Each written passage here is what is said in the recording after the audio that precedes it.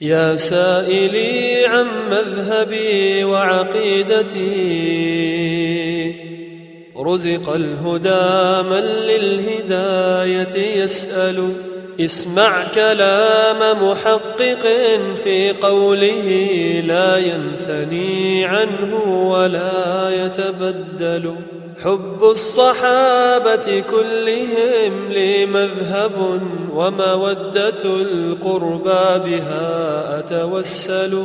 ولكلهم قدر على وفضائل، لكنما الصديق منهم أفضل. وأقول في القرآن ما جاءت به آياته، فهو الكريم المنزل. وأقول قال الله جل جلاله، والمصطفى الهادي ولا أتأول. وجميع آيات الصفات أمرها حقا كما نقل الطراز الأول. وأرد عهدتها على نقالها، وأصونها عن كل ما يتخيل.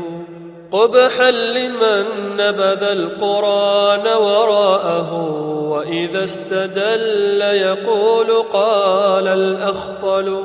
والمؤمنون يرون حقا ربهم، وإلى السماء بغير كيف ينزلون. وأقر بالميزان والحوض الذي أرجو بأني منه ريا أنهل. وكذا الصراط يمد فوق جهنم، فمسلم ناج وآخر مهمل. والنار يصلاها الشقي بحكمة، وكذا التقي إلى الجنان سيدخل.